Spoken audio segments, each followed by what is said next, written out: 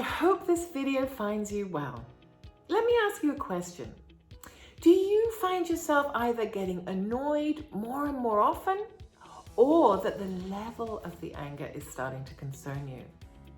Do you remember being much more tolerant than you are now?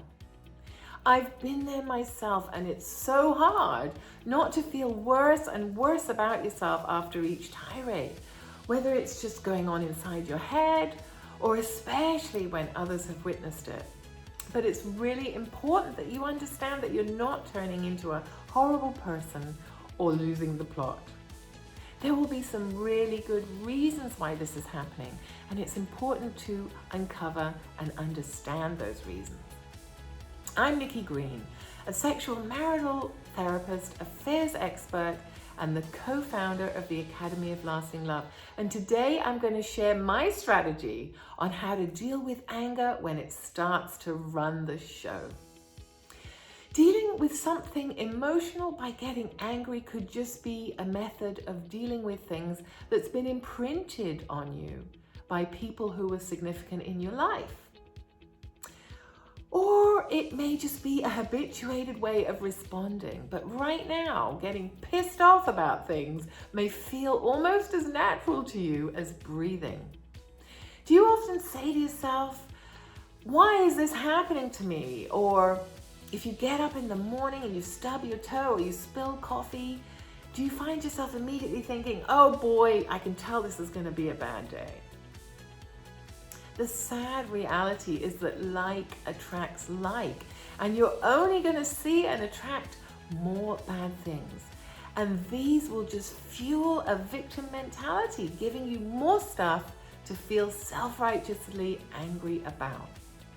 And that will just cause you to be even more bitchy and snappy. Can you see the catch-22? If you can relate to any of this, it's really important that you raise your awareness about it and nip it in the bud. Why?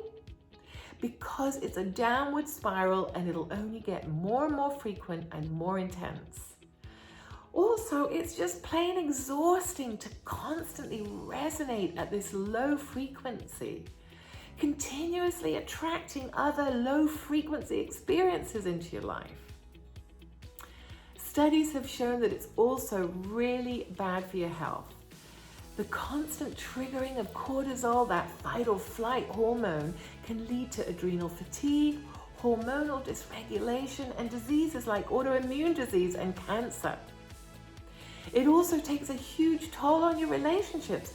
When people feel that you're someone that they need to walk on eggshells around, it makes them feel cautious and self-protective. And this makes it impossible for them to be intimate with you, leaving you feeling alone and quite possibly like there's something wrong with you. I don't want either of those things for you. So let's look at what might be causing this. The first place to look is either your family of origin, an ex-partner, or maybe a close friend. We are an amalgam of the handful of people that we spend most of our time with. Have you spent a significant amount of time with people who get irritated or annoyed a lot? If so, it's likely that you've become normalized or sensitized to that behavior, and it could have become hardwired into you. That's called habituation, and it becomes a conditioned response, and it's usually subconscious. The next thing that might be causing you to be so angry could be displacement or transference. Displacement is a term coined by Anna Freud, who recognized that sometimes when people feel that it's unsafe to express an emotion to someone who maybe has more power over them or can hurt them, they instead take that emotion out on a safer person. An example might be that you had a really hard time from your boss and that you come home and you get irritated with your kids. Transference, on the other hand, is also a redirecting of feelings, but not due to fear. Have you ever reacted with a level of intensity that just did not seem to correspond with what was going on at the time? That was probably transference in action. An example might be being mistrusting of your current partner who's never given you a reason for it. But because the previous partner cheated on you, that may make you feel that way towards your new partner. Or maybe you react badly to an authoritative boss because your parents were bullies. Oftentimes, anger is not the primary feeling, but we substitute it because it feels so much stronger to feel angry than to recognize emotions that make us feel weak, like fear, hurt, or shame. When we can get in touch with the unmet need that's causing the anger, we can then get in touch with the more authentic feeling that's being caused by that need not being met. Then we can voice that in a more vulnerable place. For example, rather than getting angry at not being listened to, talk about how painful it feels to just be ignored. Other things that can cause us to get angry are unexpressed expectations and unclear boundaries. Most of the time when we feel disappointed by our partners or friends, it's because we didn't make our needs or wishes or expectations clear enough to begin with. But what's really interesting to notice is how justified we feel about being angry towards them when they fail to meet our needs. If you don't tell your partner what you want clearly, it's like you expect them to read your mind and you're unfairly setting them up to disappoint you. Also, have a look at how reasonable your expectations are and how they're being put across. Often, an unexamined expectation can feel like an entitlement, and it can come across as a demand. What motivates you more to meet your partner's needs? An expectation fueled by a sense of entitlement, or an open-hearted request to do something to make them happy? Well, they probably feel the same way. When you feel angry, before reacting, take a few deep breaths and be willing to take some time out for a little introspection. Ask yourself, what boundary has this person crossed? Thinking that someone has crossed a boundary often triggers deep feelings of self-righteous indignation or anger. And I really want you to notice how it goes hand in hand with ascribing ill intent towards them too. This is so important to recognize because most of the time it's your false belief that their intention is bad that really fuels the anger, not so much the fact that they made the mistake.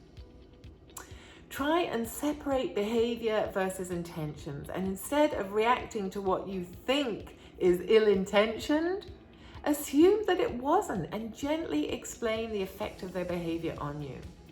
One thing I found really helpful to do when I learned to resolve a lot of my anger was that when I felt angry, I asked myself, what need do I have that's not being met? Then I make an open-hearted request, not a demand, that the other person helps me meet it. Anger is like any other emotion in that it's totally up to us how we choose to react or respond to it. Like any emotion, it can be replaced by another emotion in seconds. Also, like other emotions, anger consists of three parts: a feeling, a thought, and an action. A feeling can be replaced by other feelings, like the feeling of love when we do the hand-on-heart exercise, or the feeling of good fortune when we find something to appreciate about the person, rather than continuing to focus on something to be angry with them about. The negative thoughts can be unhooked from. I find the question, is this thought serving me well, a really good criteria for whether I should entertain the thought or just let it pass by like leaves floating down a river. Do that as soon as you're aware of the negative thought though, before it turns into ruminations, because they become really difficult to get rid of. If we're introspective and we're willing to work on changing our thoughts and feelings, our actions usually fall into line and we don't react in ways that we later regret. This can all be tricky to do at first, but the great news is that you can develop this skill and you can create that habit. For more tips on how to do it, sign up for my newsletter below. Thank you for tuning in, and until next time, as always, be good to yourself and don't forget to keep it real.